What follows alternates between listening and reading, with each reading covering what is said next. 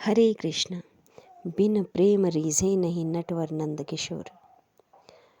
एक बार की बात है, माता यशोदा भगवान श्री कृष्ण की रोज़ रोज़ की शरारतों और गोप गोपियों की उलाहनों से तंग आकर डंडा लेकर भगवान श्री कृष्ण की ओर भागने लगी। जब श्री कृष्ण ने मैया को क्रोध में देखा तो वे अपने बचाव के लिए भागने लगे। भागते भागते बाल श्री कृष्ण एक कुम्हार के पास पहुँचे और कुम्हार तो अपने घड़े बनाने में व्यस्त था। जैसे ही कुम्हार ने भगवान श्री कृष्ण को देखा तो वह बहुत प्रसन्न हुआ, क्योंकि वे जानते थे कि श्री कृष्ण ही परमपिता परमेश्वर हैं।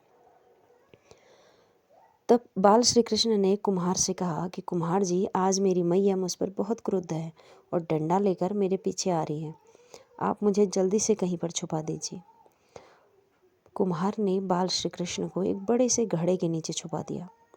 इतने में ही कुछ क्षणों में वहाँ मैया भी आ गई। मैया ने पूछा कुम्हार से, अरे कुम्हार, क्या तुमने मेरे कन्हैया को देखा? कुम्हार ने कहा, नहीं मैया, कन्हैया को मैंने नहीं देखा, कन्हैया इधर नहीं आया। कुछ ही क्षणों में मैया वहाँ से चली गई और बाल श्री कृष्ण घड़े के नीचे से यह सारी बातें सुन रहे थे। तब बाल श्री कृष्ण ने कहा, कुम्हार जी, अगर मैया चली गई है तो मुझे घड़े से बाहर निकाल दो। तब कुम्हार ने कहा, मैं आपको घड़े से बाहर निकाल दूंगा भगवान, बस मेरी एक इच्छा पूरी कर दीजिए। श्री कृष्ण ने कहा, अच्छा, क्या इच्छा पूरी करनी है? तब कुम्हार ने कहा, भगवान, मुझे 84 लाख योनियों के जन्म मरण के बंधन से मुक्त कर दीजिए। बाल श्री कृष्ण बोले, अच्छा ठीक है, अब तो मुझे घड़े से बाहर निकाल दो। तब कुम्हार बोला, अभी नहीं भगवान, बस एक इच्छा और पूरी कर दीजिए। तब बाल श्री कृष्ण बोले, अच्छा वह भी बता दीजिए।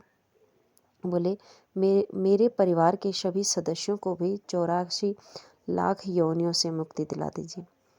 भगवान श्री कृष्ण ने कहा, अच्छा ठीक है, मैं तुम्हारे परिवार को भी 84 लाख योनियों के बंधन से मुक्त करता हूँ। फिर अब तो मुझे इस घड़े से बाहर निकाल दो। कुम्हार बोला, अभी नहीं भगवान, बस एक विनती और है। बाल श्री कृष्ण बोले, अच्छा वह भी बता दो, क्या कहना चाहते हो? तब कुम्हार ने कहा कि भगवान, जिस घड़े के नीचे आप छुपे हुए हैं उसकी मिट्टी मेरे बैलों के ऊपर लाद कर लाई गई है। मेरे बैलों को भी 84 लाख के बंधन से मुक्त कर दीजिए।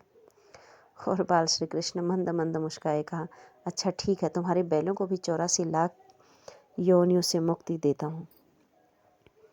भगवान कुम्हार के प्रेम से प्रसन्न होकर उन बैलों को भी 84 लाख की योनियों से मुक्ति दे दिया। तब भगवान बोले, अब तो तुम्हारी सारी इच्छाएं पूरी हो गई हैं, अब तो मुझे इस घड़े से बाहर निकाल दो। तब कुम्हार ने कहा कि बस भगवान, एक आखिरी इच्छा और है, इसे भी पूरी कर दीजिए। तब भगवान ने बोला, वह भी बता दो। तब कुम्हार बोला, जो भी प्राणी आपके और मेरे मध्य की इस वार्ता को सुने उसे भी 84 लाख की योनियों से मुक्ति कर दीजिए।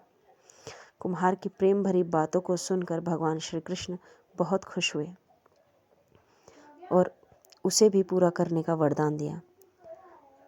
जो भी व्यक्ति इस हम दोनों के बीच की इस वार्ता को सुनेगा वह भी 84 लाख योनियों के बंधन से मुक्त हो जाएगा।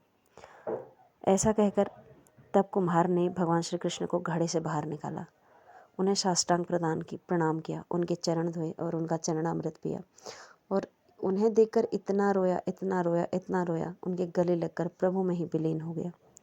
जरा सोच कर देखिए, जो बाल श्री कृष्ण 7 कोस लंबे गोवर्धन पर्वत को अपनी उंगली पर उठा सकते हैं, क्या वे एक घड़ा नहीं उठा सकते थे? बस यही है, बिन प्रेम रीझे नहीं नटवर नंद किशोर। कोई कितने भी यज्ञ अनुष्ठान, कितने भी दान कर ले, कितनी भी भक्ति कर ले, लेकिन जब तक मन में प्राणी मात्र के लिए प्रेम नहीं होगा, प्रभु श्री कृष्ण नहीं मिल सकते हैं।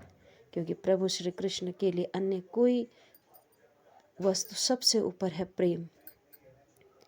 तभी तो उन्हें भक्ति की नहीं, प्रेम से जीता जा सकता है। हरे कृष्णा। कहानी में बने रहे, लाइक शेयर सब्सक्राइब।